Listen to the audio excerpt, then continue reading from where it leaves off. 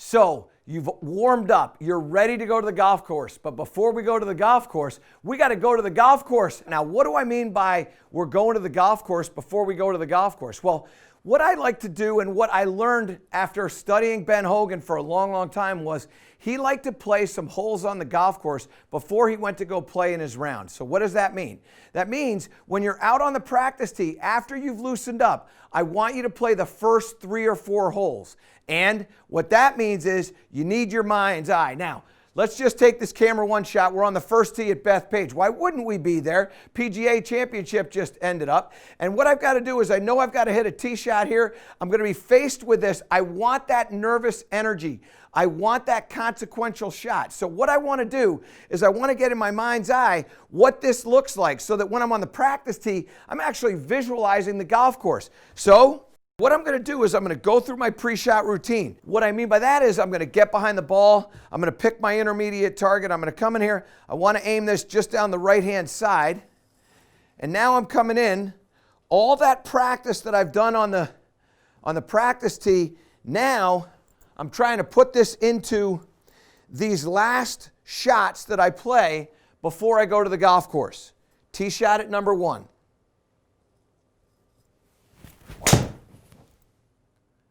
And this one is a really, really good shot. This is down that left side of the fairway and pretty long. I've stretched it out exactly the way I want. Now, what's the shot that I have remaining? Well, I've got it in the fairway, and as this starts to swing around, you can see that what I've got here is I've got that hole location in the back portion of the green. The distance that I have, about 162 yards, and a little bit of a back flag. So what am I going to do? Well, I don't want to hit this past the flag, so I'm going to hit an 8-iron.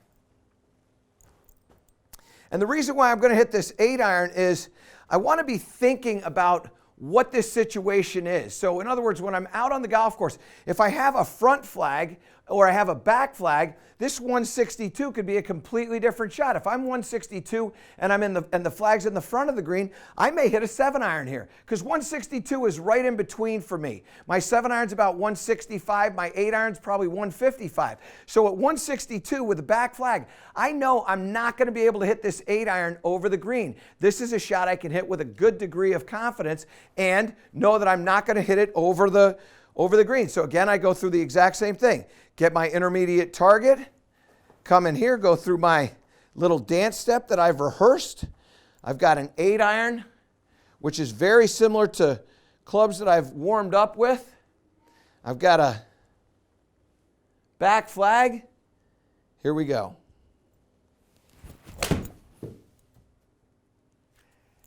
Now this shot is drifting just a little bit left on me. So now I go, okay, you know what? Lost a little bit of confidence, didn't quite trust that right hole location, didn't want to miss that to the right. Now, why is that so important? It's important because you know that that's what you're going to end up getting when you get on the golf course. And so you want to be able to give yourself that shot that you know you're going to get. You may stand here and hit another one. You may not. I'm not going to do that. I'm going to head over to number 2. And as we head over to number 2, it's certainly going to require for me to get a different club. Now, what does number 2 look like? Well, you can see this, and you saw it all last week. A little bit of a dog leg to the left. It's probably a club that maybe is a 3-wood club or a hybrid club. Some players we saw hit an iron off this tee. So I'm going to tell you, I'm going to go back to the bag, and I'm going to go for my 3-wood. Now, why is it that I'm going to go with the 3-wood? Well, one of the reasons why I'm going with the 3-wood, and you know what, I'm also going to go yellow ball, because why wouldn't I?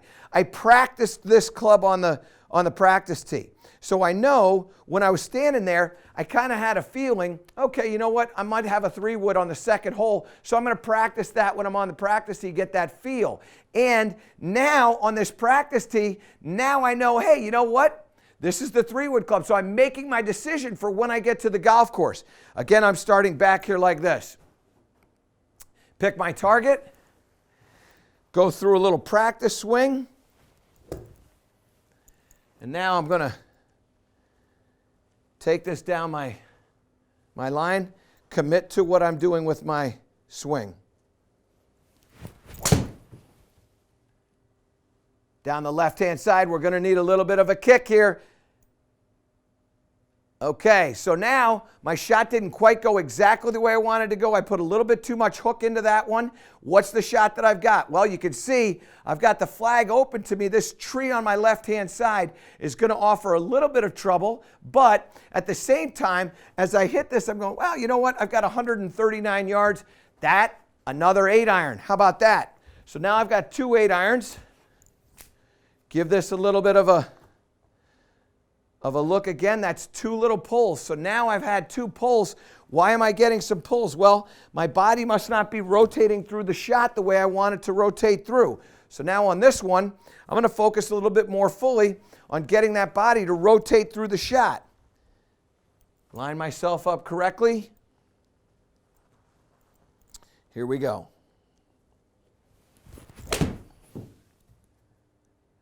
Well, that worked really, really well. Okay, so really solid, just hit it a little bit too far and it didn't hook. So that's really good positive news for me. So I've hit a little bit of hook early on, and now all of a sudden I've got my confidence to know, hey, you know what? This swing is working out well. I've got that body rotating, so that's excellent.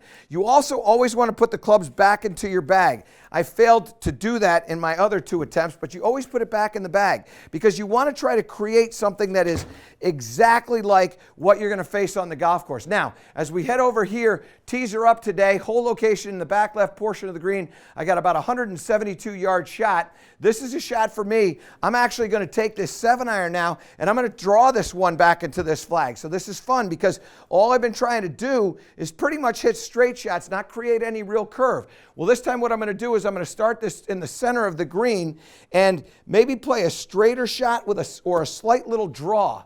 Now again, body's going to rotate through, so I'm working on that in that practice swing. Get my intermediate target, which is back in here just like I'm on the golf course. This is what I'm doing before I prepare myself to leave this range.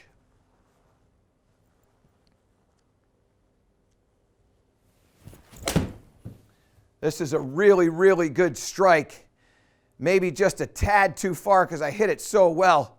Oh, no, good. It's on the back portion of the green. Greg, can you replay that shot?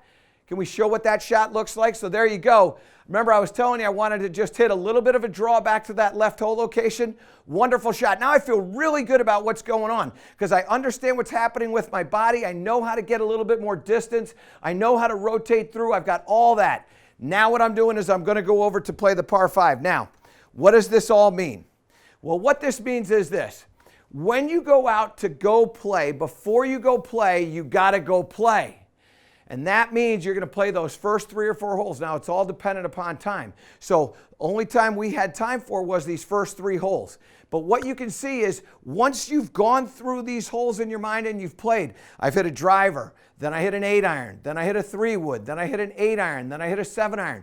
All of a sudden, it's a completely different practice or warm-up experience to what you've done in the past. Because what you tend to do is you take your favorite golf club and you just hit that and hit that and hit that until you feel good. And then you pick your next favorite golf club until you feel good with that one. And then you go, man, I'm hitting it great. I'm ready to go to the golf course. It's not the way you head to the golf course. The way you head to the golf course is play those first 3 or 4 holes in your mind. Create targets, create fairways, make it look exactly like what you're going to face out on the golf course. And then the other thing is you want to try to practice with clubs that you know that you're going to hit when you're out there. So I warm up with that 3-wood because I know I'm going to get that 3-wood on the second tee shot. I warm up with an iron. Maybe it's a 4-iron because you know that on the 6th hole at your club, that's a par 3, it's a 4-iron, and it's one you struggle with. So you want to warm up with that, practice with that, get used to that. Those are the things that are going to allow you to shoot lower scores. Those are the things that are going to make your experience on the golf course a whole lot better.